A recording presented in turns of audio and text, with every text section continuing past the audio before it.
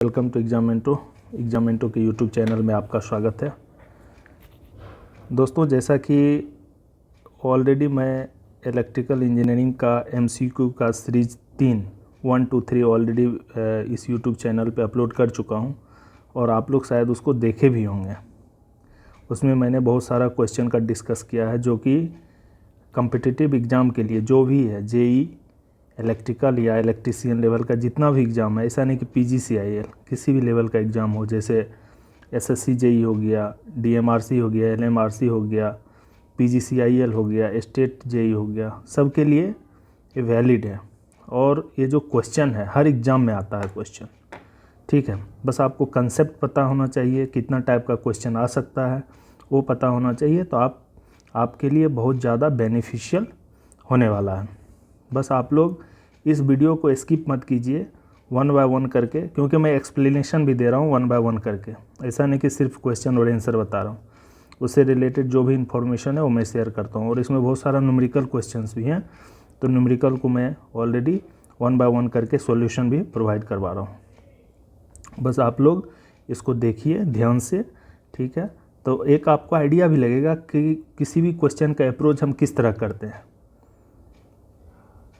ताकि एग्ज़ाम में जब आप जाएंगे तो क्वेश्चन जब आपके सामने होगा तो आप आसानी से क्वेश्चन के आंसर कर सकते हो बिना हेजिटेशन का। तो आपको कंसेप्ट पता होना चाहिए, फार्मूला पता होना चाहिए, कैसे क्वेश्चन का अप्रोच करेंगे वो पता होना चाहिए।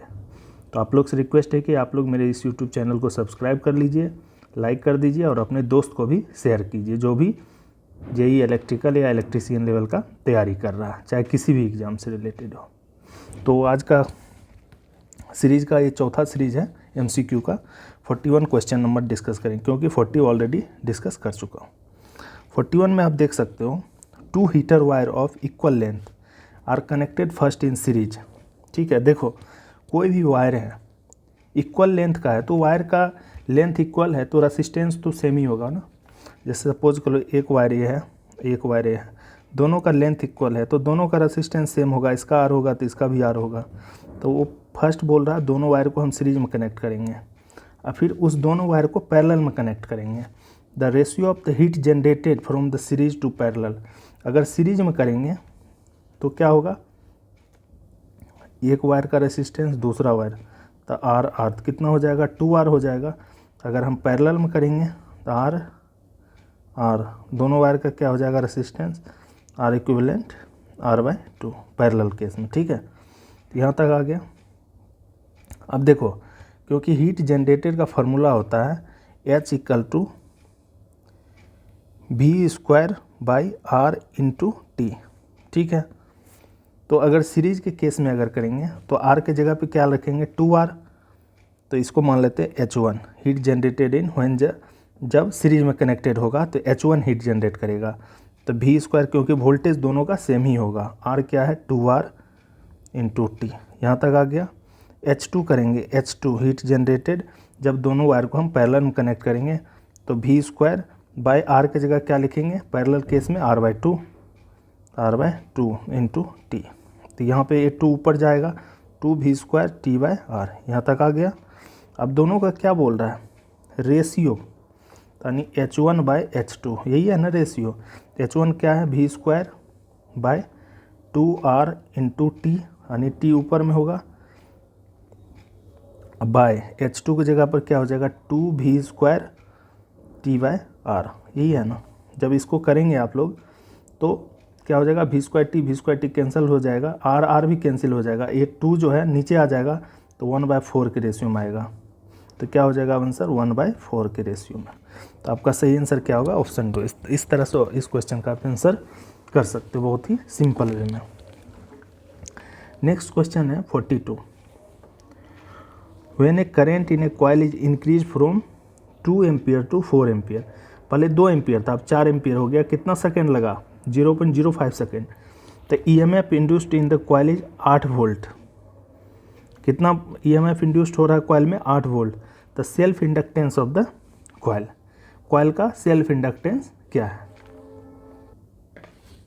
तो इसमें आप डायरेक्ट फार्मूला लगा सकते हो, क्योंकि आपका देखो वोल्टेज दिया हुआ है, EMF induced in the coil कितना हो रहा है, 8 वोल्ट। किसके एक्रॉस में हो रहा है, जो भी इंडक्टेंस है कॉइल का, सेल्फ इंडक्टेंस है, उसके एक्रॉस में जो वोल्टेज है 8 वोल्ट है। तो वी एल इक्वल टू क्या होता है, L D I by D T, ये फार्मूला होता है। V L equal to L D I by D T. अब देखो करंट पहले 2 से 4 हो गया, तो चेंज इन करंट कितना हो गया, चेंज इन करंट यानी आई कितना हो जाएगा, 4 माइनस 2 एम्पियर हो जाएगा। ठीक है, टाइम दिया हुआ टी इक्वल टू कितना दिया हुआ 0.05 सेकेंड। अब यहाँ पे पुट कर दो, वी एल दिया हुआ, वी एल क्या है, वी एल 8 वोल्ट है, तो 8 वोल्ट इक्वल टू एल मुझे निकालना है self inductance, into D I की जगह पर क्या लिखेंगे 2 एम्पियर और डी टी की जगह पे 0.05। तो मल्टीप्लाई करेंगे, एल इक्वल टू कितना हो जाएगा 8 इंटू 0.05 मतलब 0.4/2, तो कितना हो जाएगा 0.2 हेनरी। तो सही आंसर क्या हो जाएगा, option C is correct answer. तो इस तरह से आप इस क्वेश्चन का आंसर कर सकते हो। 43 देखो, 43 जो है, the induced EMF will be maximum when the conductor cuts the magnetic field at an angle. एक फार्मूला होगा EMF E इक्वल टू पढ़े होंगे, E equal to BIL sine theta, पढ़े थे। अभी मैक्सिमम EMF कब होगा, जब थीटा का मान मैक्सिमम होगा। तो साइन के केस में थीटा का मान कब मैक्सिमम होगा, जब साइन थीटा मैक्सिमम, मतलब साइन थीटा का मान कितना होना चाहिए 1 होना चाहिए। 1 कब होगा, जब थीटा का मान 90 होगा। तो क्या हो जाएगा इसका answer 90 degree. The EMF induced will be maximum when the conductor cut the magnetic field at an angle of कितना 90 डिग्री। अब देखो बी क्या है, मैग्नेटिक फ्लक्स डेंसिटी, आई हो गया करंट थ्रू द कंडक्टर और लेंथ ऑफ द कंडक्टर। ठीक है, तो ये आपका E equal to BIL sine theta. तो साइन थीटा इक्वल टू, तो थीटा का मान कितना होगा 90, तो साइन 90 का मान 1 होगा, तो ये मैक्सिमम होगा, तो मैक्सिमम EMF इंड्यूस्ड होगा। नेक्स्ट क्वेश्चन चलते हैं 44। बहुत अच्छा क्वेश्चन है। ठीक है, बहुत अच्छा क्वेश्चन, अगर आप अच्छे से देख के जाओगे ना, तो मैं आपको मतलब क्या बताऊँ, मैं वो गारंटी लेता हूँ कि आप अच्छा एग्ज़ाम में क्वेश्चन करके आएंगे। ठीक है, आपका कंसेप्ट भी क्लियर रहेगा, दिक्कत नहीं होगा। डेल्टा देख लो, delta connected load with resistance of 6 ohm. ठीक है, and inductive reactance of 8 ohm in each phase. अब डेल्टा कनेक्टेड लोड मतलब क्या है, डेल्टा कनेक्टेड लोड मतलब इस तरह से रेसिस्टेंस है, इंडक्टेंस है। ठीक है, ऐसे करके फिर यहाँ पे इंडक्टेंस होगा, यहाँ रेसिस्टेंस होगा, फिर यहाँ पे रेसिस्टेंस होगा, इंडक्टेंस, यही होगा डेल्टा कनेक्टेड मतलब डेल्टा। ठीक है, 6 और 8 है, तो 6 मतलब अगर मैं इसको करूँ R प्लस JXL, यही होगा Z इक्वल टू एक फेज का, अगर मैं एक फेज का लेता हूँ Z equal to R plus JXL। R कितना है 6 और JXL क्या है J8। तो इसका अगर मोड निकालेंगे Z का तो कितना निकल जाएगा 36 plus 64 root under 100 equal to कितना हो गया 10। 10 क्या हो जाएगा ओम। तो इम्पीडेंस पर फेज का कितना निकल गया 10। ठीक है, the value of total power drawn देखो 10 निकल गया, इसका भी 10, इसका भी 10 और इसका भी 10। अब इसके और क्या वोल्टेज दिया हुआ है। ठीक है, ये कौन सा वोल्टेज है, line to line voltage, line to line voltage, जैसे ऐसे करके सपोज करो ऐसे दिया हुआ है 400 वोल्ट। 400 वोल्ट इधर ए होगा या ए होगा, ये क्या है लाइन टू लाइन वोल्टेज है। या अगर इसको मैं आर मानता हूँ, इसको मैं वाई मानता हूँ और इसको बी फेज मानता हूँ, तो क्या होगा 400 400 और एक और वोल्टेज होगा 400 वोल्ट, जो कि आर और किसके बीच में होगा, वाई के बीच में होगा। ठीक है, तो मुझे क्या निकालना है, टोटल पावर ड्रॉन, कितना पावर ड्रॉन कर रहा है। तो सिंपल, अगर मैं ये वोल्टेज पता है, अब यहाँ से ये आपका इम्पीडेंस पता है 10 ओम। ठीक है, 10 ओम इम्पीडेंस है, तो इसको और 10 और 10 क्या है, 10 और 10, 10 और 10 हो जाएगा सीरीज में। ठीक है, अगर मैं सिर्फ इसको इस सर्किट को लेता हूँ 10 और 10 सीरीज में आ जाएगा, 10 10 20 और ये 10 पैरेलल में, तो 20 इंटू 10/30 हो जाएगा, कितना हो जाएगा, तो 20/3 हो गया, 20/3 ओम हो गया। क्या जेड इक्विवेलेंट किसके क्रॉस में, आर और बी फेज के क्रॉस में, आर और बी। तो यहाँ फॉर्मूला क्या निकालेंगे, अब पावर निकालना, पी इक्वल टू क्या होगा V² जेड इक्विवेलेंट, वोल्टेज दिया हुआ 400, 400 का स्क्वायर बाय जेड इक्विवेलेंट कितना निकला 20/3। तो जब इसका सॉल्यूशन करेंगे तो आपका 28.8 किलोवाट आएगा। तो इस तरह से आप इस क्वेश्चन का आंसर कर सकते हो, क्योंकि आपका आर और जे एक्सएल दिया हुआ है, ठीक है। रेसिस्टेंस इंडक्टिव रिएक्टेंस दिया, तो इम्पीडेंस निकाल लीजिए 10 ओम, यानी एक फेज का इम्पीडेंस निकल गया कितना 10 ओम। उसके बाद 10 ओम निकल गया, तीनों फेज 10 ही होगा। तो उसमें से क्या करेंगे हम एक फेज का, क्योंकि यहाँ पे 400 वोल्ट दिया हुआ है, तो ये लाइन टू लाइन वोल्टेज है, ठीक है, लाइन टू लाइन या फेज टू फेज जो भी बोल लो आप, ठीक है। तो 400 वोल्ट दिया हुआ है यहाँ पे। अब इसके अक्रॉस में मैंने इक्विवेलेंट इम्पीडेंस निकाल लिया जेड इक्विवेलेंट, तो यहाँ आ गया। तो इस डायरेक्ट फार्मूला इस पे रख के फिर आंसर आपका आ जाएगा। बहुत ही सिंपल वे में आप क्वेश्चन का आंसर कर सकते हो। नेक्स्ट क्वेश्चन है 45। The frequency of voltage generated in a 4 pole alternator rotating at 1800 RPM, ठीक है। अब देखो 1800 RPM पे रोटेट कर रहा है, क्या निकालना फ्रीक्वेंसी। तो NS इक्वल टू आपको पता है, NS इक्वल टू 120 F/P, बस फार्मूला पे NS आपको पता है 1800 और 120 फ्रीक्वेंसी आपको निकालना है। पोल दिया है 4, 30 से कट गया तो F इक्वल टू कितना हो जाएगा, ये कितना 60 से कटेगा, तो 60 फ्रीक्वेंसी आ गया 60। कितना आंसर हो गया, option C is correct answer. इस तरह से आप इस क्वेश्चन का आंसर कर सकते हो। 46 देखते हैं, बहुत ही सिंपल है, आप बनाओ इसको, बना कमेंट बॉक्स में कमेंट भी कर सकते हैं। 50 hertz alternator will run at a highest speed if it's, तो अल्टरनेटर हाईएस्ट स्पीड पे कब चलेगा, तो कैसे चलेगा, देखो NS equal to 120 F/P। NS कब हाई होगा, सिंपल समझो, हाईएस्ट स्पीड कब होगा, जब पोल सबसे कम होगा। सबसे कम पोल क्या है यहाँ पे, 2 पोल है, तो आंसर क्या हो जाएगा 2 पोल। सिंपल, जितना पोल कम होगा उतना speed, synchronous speed of the alternator ज़्यादा होगा, ठीक है। नेक्स्ट है 47। A transformer having 100 turns in primary winding, जैसे जैसे बोल रहा, प्राइमरी मतलब N1 दिया हुआ 1000 टर्न्स, ठीक है, is connected to a single phase 250 volt AC supply. Turn किससे कनेक्टेड है, winding, primary winding, primary supply से। तो V1 वोल्टेज 1 दिया हुआ है 250 वोल्ट, ठीक है, जैसे जैसे दिया बताओ। Inducing 400 voltage in secondary, secondary side में कितना इंड्यूस्ड वोल्टेज कर रहा है, V2 इक्वल टू 400 वोल्ट या E2 इसको बोल सकते हैं, ठीक है। Number of turns in secondary, secondary में कितना टर्न होगा, तो एक फार्मूला होता है N1/N2 इक्वल टू V1/V2, तो यहाँ से रख लो, N1 हो गया 1000/N2 आपको निकालना है, V1 आपको 250/V2 कितना है 400 वोल्ट, तो कितना हो जाएगा ये N2 इक्वल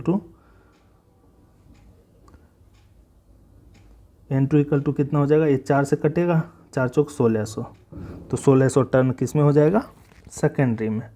तो इस तरह से आप इस क्वेश्चन का आंसर कर सकते हो, बहुत ही सिंपल वे में। नेक्स्ट क्वेश्चन चलते हैं 48। The field pole and armature core of DC generator are laminated. जब भी लेमिनेशन की बात आएगी तो हमेशा एडी करंट लॉस को रिड्यूस करने के लिए हम लोग फील्ड, मतलब हम लोग जो क्या करते हैं, कोर को लेमिनेट करते हैं, थिन लेमिनेशन करते हैं, तो एडी करंट लॉसेस होगा।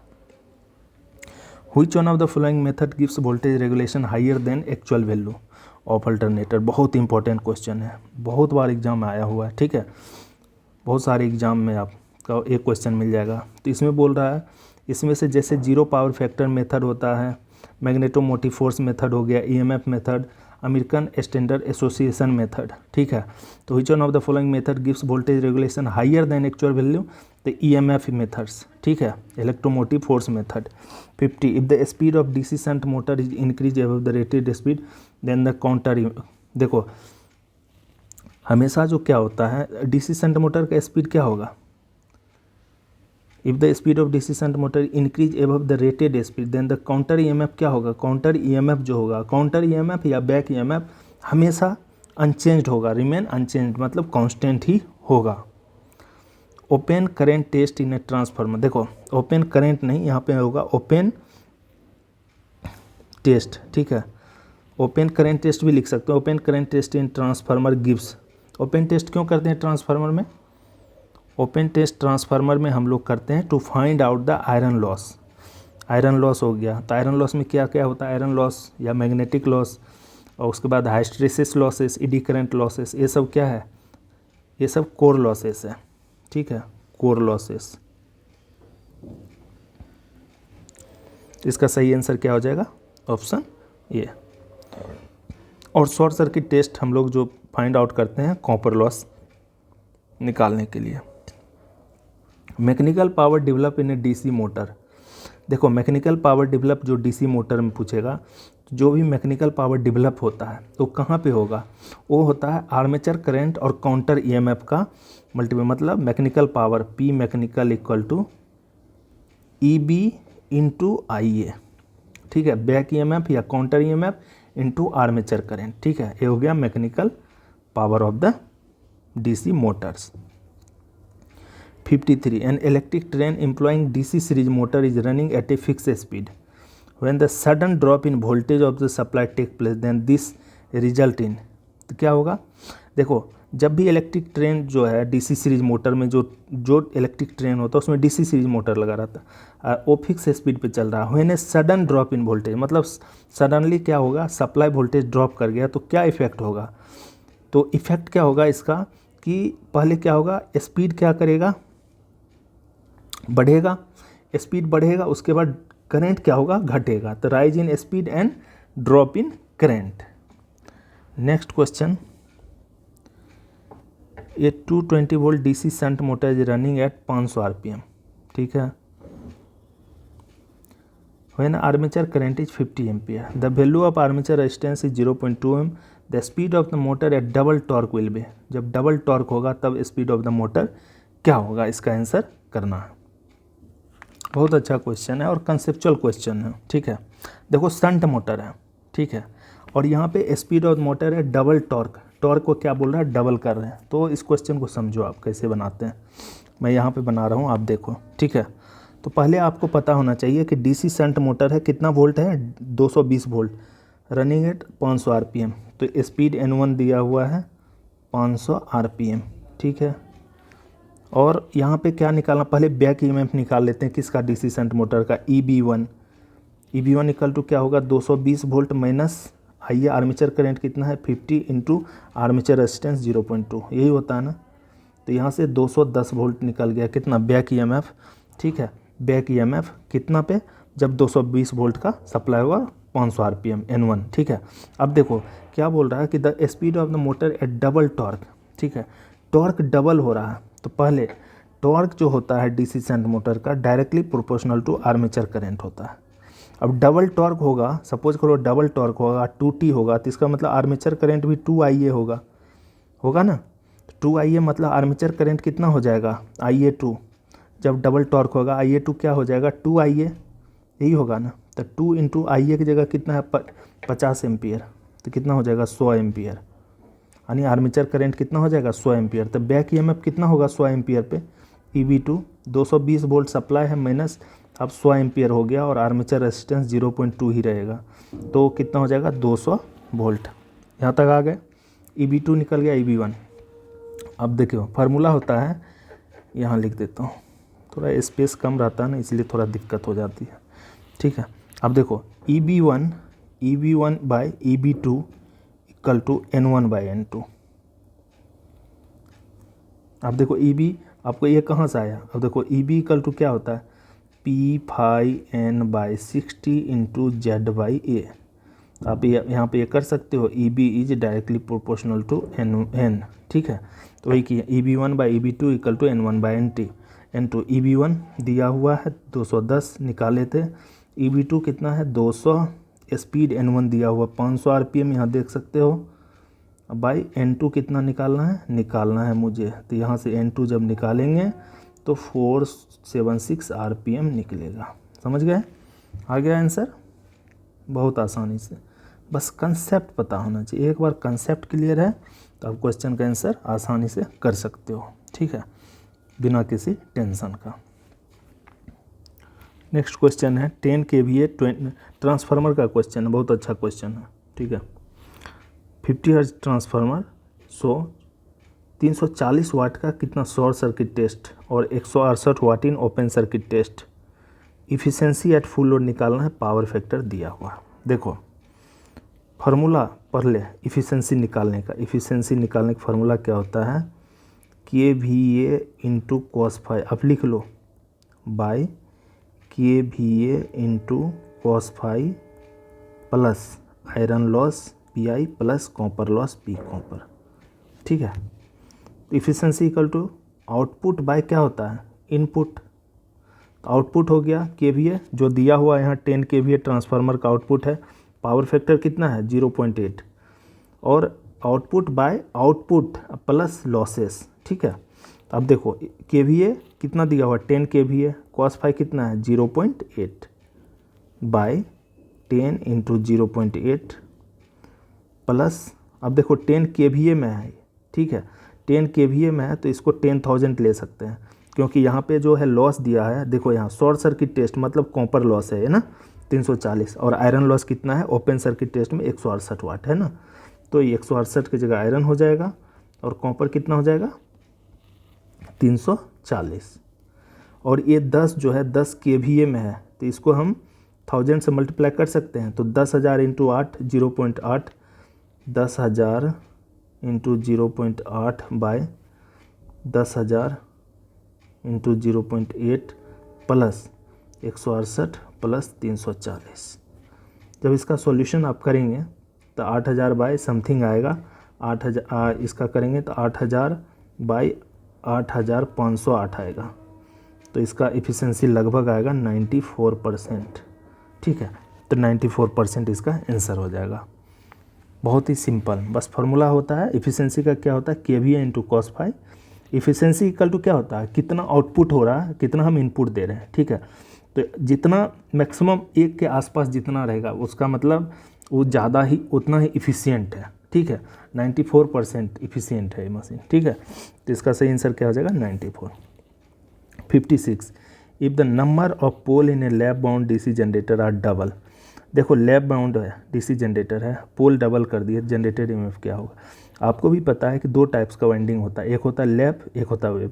तो लैब वाइंड में होता है, क्या होता है कि उसमें नंबर ऑफ पैरेलल पाथ जितना ज़्यादा होगा करंट का डिवीजन उतना ज़्यादा होगा। ठीक है, तो पैरेलल पाथ कितना भी आप बढ़ा दो, एक बार जो यहाँ का जो वोल्टेज है वही वोल्टेज तो आगे जहाँ जितना भी जाएगा सेम ही वोल्टेज होगा ना, क्योंकि टर्मिनल दोनों का सेम रहेगा, तो क्या होगा अनचेंज्ड होगा, तो generated EMF will be unchanged.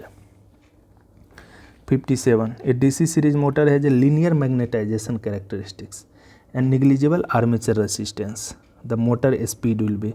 Motor speed क्या होगा इसका, तो इसका मोटर स्पीड हो जाएगा inversely proportional to root T. ठीक है, inversely proportional to root T, जो स्पीड होगा N is inversely proportional to 1/√T। Next question 58, the most common type of prime mover used in A low speed alternator. देखो लो speed alternator के लिए हमेशा जो हम लोग यूज करते हैं वो होता है हाइड्रोलिक। लो स्पीड अल्टरनेटर के लिए हम लोग जो यूज करते हैं हमेशा वो हाइड्रोलिक टरबाइन यूज़ करते हैं। ठीक है, और हाई स्पीड के लिए पेल्टन टरबाइन, पेल्टन इंजन का। ठीक है, when the speed of alternator is change from 3600 से 1800 the generated EMF will B. पहले स्पीड कितना था 3600, अब कितना हो रहा है 1800। आपको भी पता है जितना ज़्यादा स्पीड होगा क्या होता है EB is directly proportional to N speed, जितना ज़्यादा स्पीड होगा उतना ही ज़्यादा जनरेटेड EMF होगा। पहले 1800 था, अब आधा हाफ हो गया, तो जनरेटेड EMF जो भी होगा पहले वो हाफ हो जाएगा, अब तो 1/2 हो जाएगा। बस ये रिलेशन आपको पता होना चाहिए। Power factor of alternator is determined by, तो अल्टरनेटर का जो हम लोग पावर फैक्टर किस के बेसिस पे डिफाइन करते हैं या डिटरमाइन करते हैं, लोड पे। ठीक है, किस तरह का लोड है, रेसिस्टिव है तो यूनिटी पावर फैक्टर, कैपेसिटिव है तो लीडिंग पावर फैक्टर, इंडक्टिव है तो लैगिंग पावर फैक्टर। ठीक है, तो किस पे डिपेंड करता है, लोड पे। Efficiency of ordinary transformer is maximum, maximum कब होगा जब कॉपर लॉस और equal to iron loss.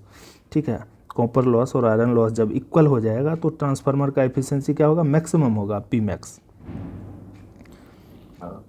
Eight light load efficiency of transformer is low, it's because क्योंकि लाइट लोड है, लोड कम है।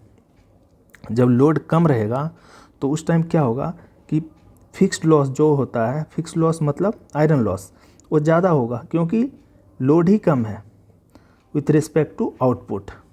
ठीक है। Next question, the essential condition for parallel operation of two single phase transformer.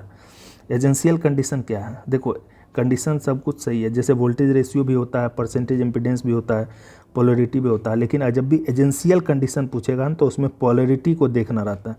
Polarity must भी same होना चाहिए, दोनों जो भी ट्रांसफार्मर को हम पैरेलल ऑपरेशन कर रहे हैं, पैरेलल में चला रहे हैं, तो क्या क्या होना चाहिए इसका?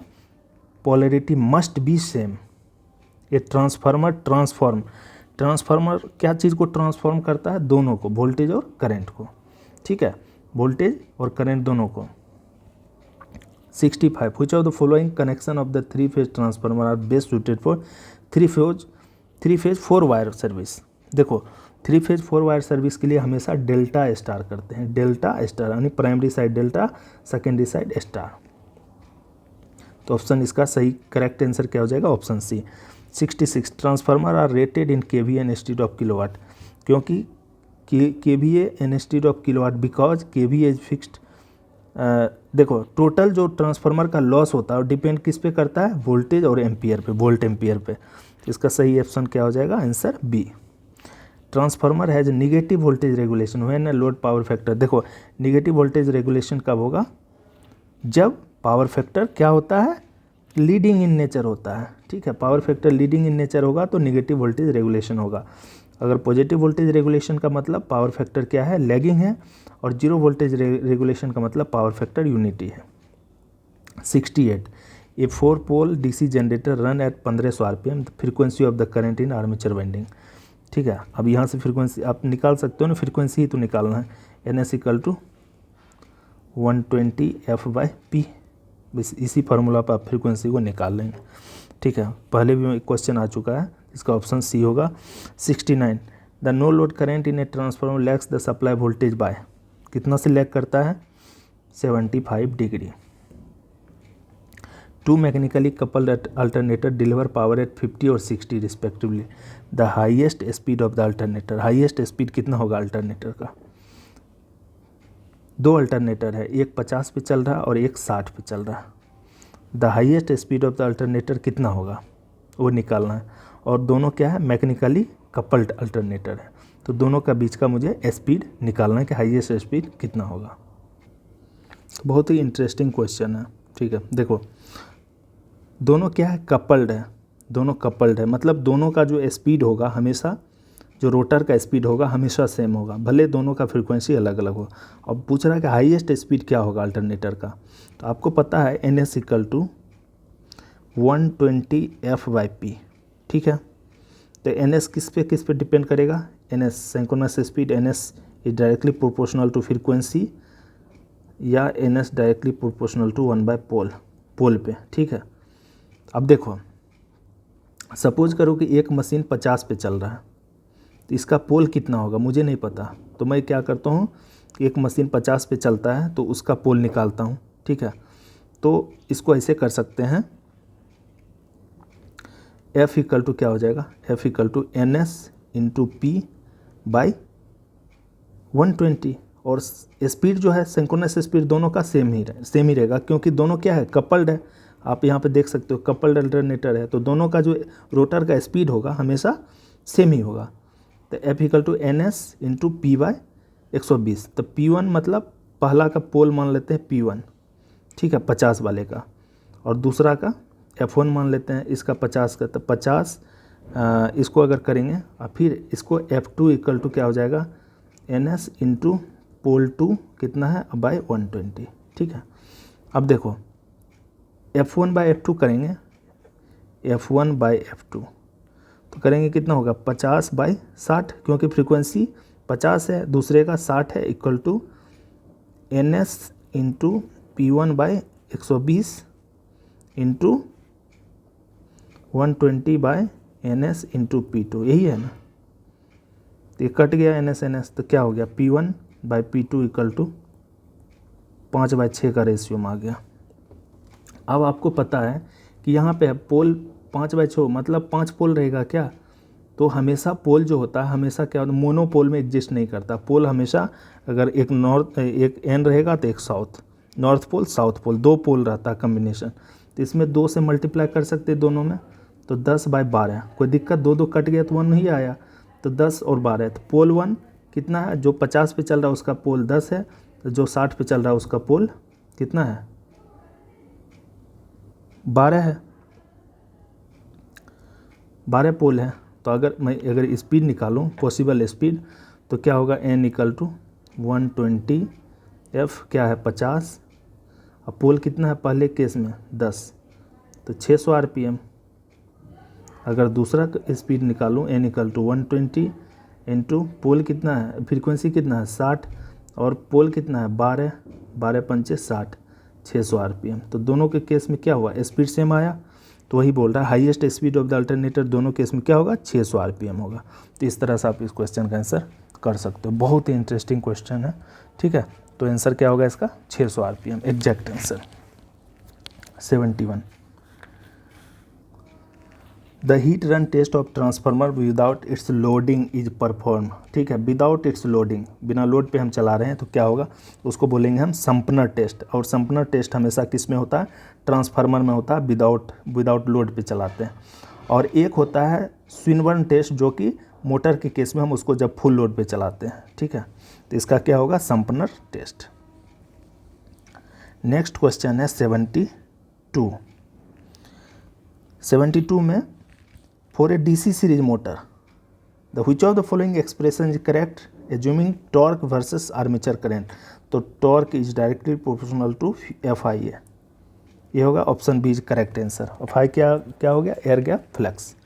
73, a DC series motor should never be started, no load condition पे हम कभी भी DC सीरीज मोटर को स्टार्ट नहीं कर सकते हैं, ठीक है, नो लोड कंडीशन पे। 74, in a DC generator 8 parallel path 16 brushes of for collection of current are used, if the voltage drop per brush is 1 volt then reduction in the induced EMF will be. कितना हो जाएगा? देखो,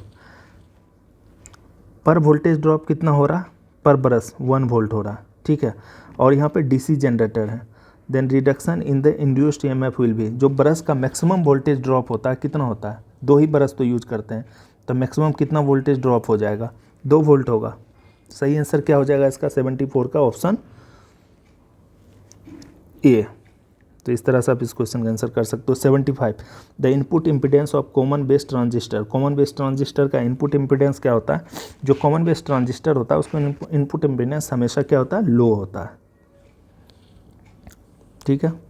और common collector impedance matching के लिए करते हैं, उसका इनपुट इम्पिडेंस जो होता है कॉमन कलेक्टर का हमेशा हाई होता है। Transistor can be operated in, transistor को हम किस रीजन में ऑपरेट कर सकते हैं? आप यहाँ पे देख सकते हो अलग अलग रीजन दिया हुआ है, active region, cut off, saturation. तो तीनों रीजन में हम ट्रांजिस्टर को ऑपरेट कर सकते हैं, ठीक है। तो इसमें क्या हो जाएगा? All of the above. Correct answer क्या होगा? All of the above. In BJT देखो, बीटा अल्फ़ा, ठीक है। तो अल्फ़ा क्या हो गया? बीटा हो गया करंट गेन, अल्फ़ा भी करंट गेन होता है। बीटा करंट गेन मतलब IC/IB, अल्फ़ा करंट गेन मतलब IC/I, मतलब collector current by emitter current, और बीटा केस में collector current by base current, यही होता है ना। अब यहाँ पे रिलेशन बोला है कि इसमें से कौन सा रिलेशन होता है। देखो, अल्फ़ा इक्वल टू होता है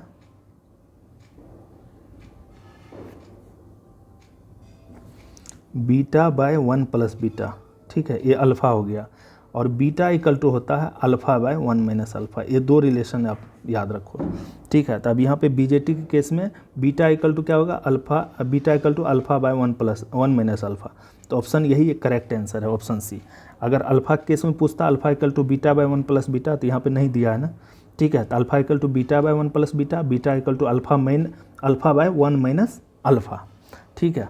और अल्फ़ा करंट गेन जो होता है हमेशा 1 से कम होता है, और बीटा जो होता है, बीटा करंट गेन वो ज़्यादा भी हो सकता है, 100, 200, 300, 400 कुछ भी हो सकता है, ठीक है। For any inverting amplifier the input capacitance due to Miller effects, ठीक है। इन्वर्टिंग एम्पलीफायर के बारे में बोल रहा है, तो क्या होगा, इसका इफेक्ट क्या होगा, input capacitance due to Miller effect के कारण। तो इसका सही आंसर क्या हो जाएगा, इंक्रीज होगा।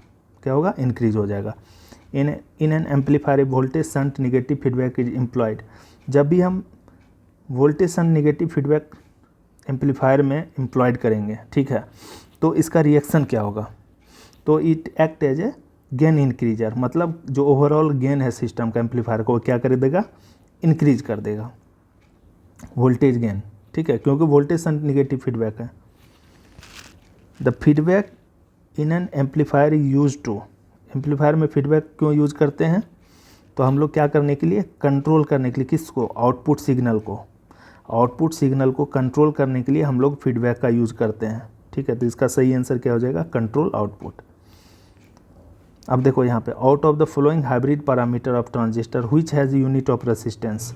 अब इसमें कौन सा, किसका यूनिट रेसिस्टेंस में होगा, ठीक है। तो इसका जो HF होता है, HF इसका यूनिट क्या होगा, रेसिस्टेंस में होगा। तो सबका अलग अलग होता है, किसी का जैसे इसका रेसिस्टेंस होगा, क्या होगा, HF 82। In A transistor has the flowing current, देखो आई मतलब इमीटर करंट जो होता है हमेशा base current plus collector current का सम होता है, ठीक है। जब इसको जोड़ेंगे तो 25 4 कितना हो जाएगा, 25 + 4.975 एम्पियर है, मिली एम्पियर है। तो आप इसको एम्पियर में कन्वर्ट करने के लिए क्या करेंगे, 0.025 एम्पियर हो जाएगा। जब इसको इसमें ऐड करेंगे तो कितना हो जाएगा, लगभग 5 एम्पियर होगा। तो 82 का आंसर क्या हो जाएगा, C. When used as a voltage regulator, zener diode को हम लोग वोल्टेज रेगुलेटर की तरह यूज करते हैं, और किस कंडीशन में, रिवर्स बायस कंडीशन में। बहुत अच्छा क्वेश्चन है, रिवर्स बायस में हम लोग जेनर डायोड का यूज़ करते हैं as a voltage regulator.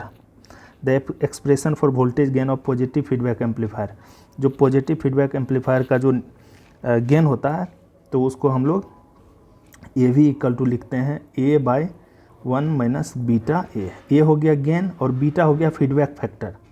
Beta क्या हो गया, फीडबैक फैक्टर। तो इसका सही आंसर क्या हो गया, ऑप्शन बी।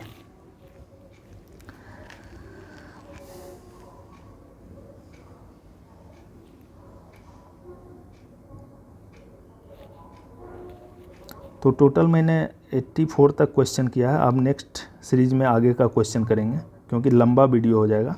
तो आप लोग बस मेरे इस YouTube चैनल पे बने रहिए, मेरे इस YouTube चैनल को सब्सक्राइब कीजिए, लाइक कीजिए, और अपने दोस्त को भी शेयर कीजिए, क्योंकि इसमें अभी बहुत सारे क्वेश्चन सीरीज आएगा, ठीक है। बस आप लोग बने रहिए। Thanks for watching.